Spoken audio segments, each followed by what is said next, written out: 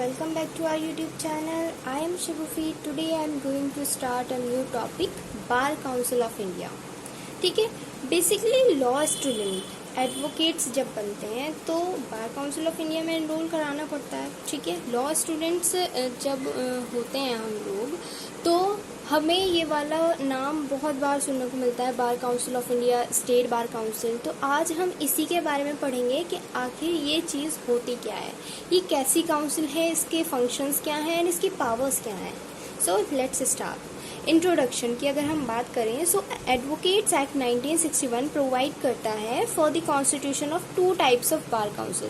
दो तरीके की बार काउंसिल्स के कॉन्स्टिट्यूशन के बारे में बताता है. फर्स्ट है बार काउंसिल ऑफ इंडिया जो कि सेक्शन 4 में डिफाइन की गई है, and bar council of state means state bar council जो कि सेक्शन 3 में डिफाइन की गई है. ठीक है, तो यहाँ पे कंफ्यूज होने वाली बिल्कुल बात नहीं. सेक्शन 3 स्टेट की है एंड जो ऑल ओवर इंडिया की है, ठीक है, वो है सेक्शन 4 के अंतर्गत. उसमें इसका कॉन्स्टिट्यूशन दिया हुआ है. So let's see section 4 clause 1 क्या कहता है. Section 4 clause 1 of the Advocates Act provides that there shall be a bar council of for the territories to which this act extends to be known as the Bar Council of India. ठीक है, तो मतलब ये कहता है section 4 clause 1 के एक bar council होगी, ठीक है, जो कि जहाँ तक इंडिया की टेरिटरीज तक ये वाला एक्ट एक्सटेंड करता है, ठीक है, और वो जानी जाएगी कैसे, to be known as the bar council of India. ठीक है, जो कि कंसिस्ट होगी फॉलोइंग मेंबर्स के थ्रू. कौन कौन से मेंबर्स के through? The attorney general of India, ठीक है, एक्स ऑफिशियो होगा, सॉलिसिटर जनरल ऑफ इंडिया होगा, and one member elected by each state bar council from amongst its members. मतलब हर स्टेट बार काउंसिल से एक मेंबर आएगा इलेक्ट होके. ठीक है, जितने भी मेंबर्स होंगे स्टेट बार काउंसिल में, ठीक है, उनमें से इलेक्ट होके एक मेंबर इसका मेंबर बनेगा बार काउंसिल ऑफ इंडिया का.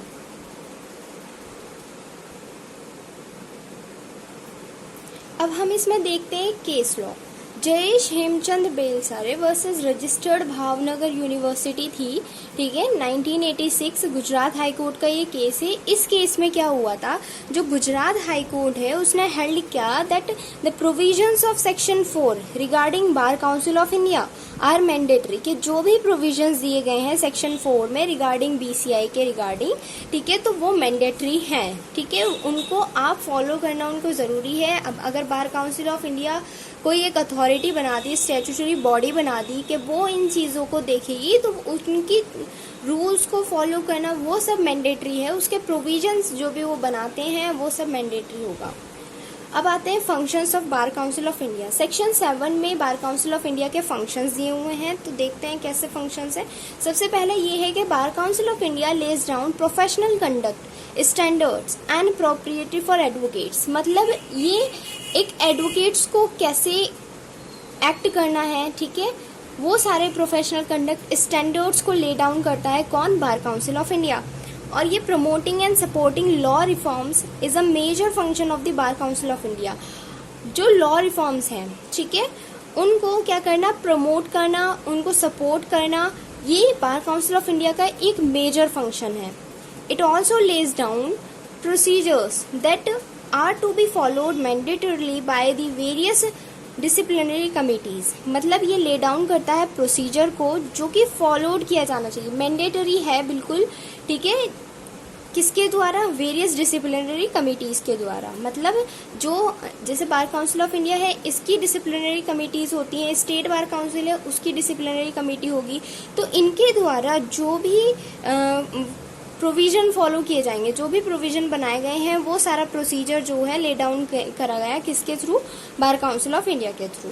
यहाँ पे एक केस लॉ है, V Sudhir versus bar council of India, AIR 1999 supreme court का केस था. इसमें क्या था, मतलब ये एक फंक्शन है बार काउंसिल ऑफ इंडिया का, इसलिए मैंने यहाँ पे इसको एक केस लॉ के थ्रू भी डिफाइन करा कि bar council of India promotes legal education and lays down the standards of legal education in the country. मतलब bar council of India promote करेगी लीगल एजुकेशन को, ठीक है, और जो भी स्टैंडर्ड्स बनते हैं, ठीक है, legal education in the country में स्प्रेड करने के लिए किस तरीके से उसको चलना चाहिए, क्या सिलेबस होगा, ये सब देखेगी बार काउंसिल ऑफ इंडिया, ठीक है। Protecting the interest, right and privileges of advocates is the responsibility of the bar council of India. अब ये क्या करती है, जो एडवोकेट हैं, ठीक है, उनके इंटरेस्ट को, उनके राइट्स को, उनके प्रिविलेजेस को ये क्या करती है, प्रोटेक्ट करती है। एक क्वेश्चन आता है कि एडवोकेट्स के क्या राइट्स एंड प्रिविलेजेस हैं। बहुत सिंपल सा क्वेश्चन है। एडवोकेट्स के राइट ये हैं कि उसको फ्रीडम ऑफ स्पीच है, ठीक है, उसके साथ साथ राइट टू फी है, वो बार एसोसिएशन में अपना आप को एंटर कर सकता है, ठीक है। तो ये सारी चीज़ें जो हैं इसके राइट्स में आ जाते हैं। एंड वो प्रैक्टिस कर सकता है और ऑडियंस मतलब किसी भी केस की हियरिंग में वो उसको सुन सकता है, देख सकता है, ये इसके राइट्स आ जाते हैं। अब हम देखेंगे इसकी पावर्स को। तो they are some powers of the bar council of India, let's C.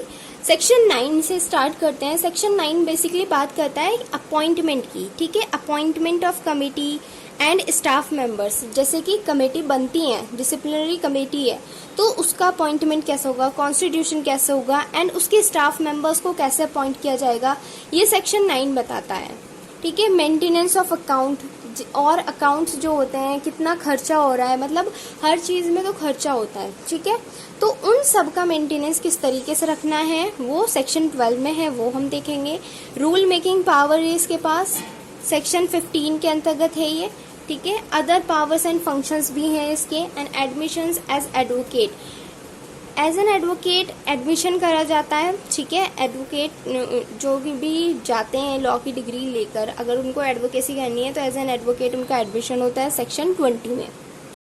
So bar councils की जो पावर्स हैं देखते हैं। The bar council of India may make rules for discharging it's functions under section 49 of advocate act 1961। देखो section 15 हमने देखा कि वो जो है रूल मेकिंग पावर रखता है बार council of India. So bar council of India rules बना सकता है फंक्शंस को डिस्चार्ज करने के लिए 49 के अंतर्गत एडवोकेट्स एक्ट के, ये सेक्शन 15 बताता है।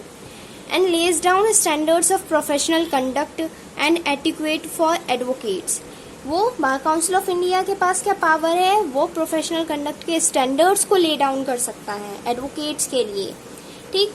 lays down the procedure to be followed by its disciplinary committee and the disciplinary committee of each state bar council।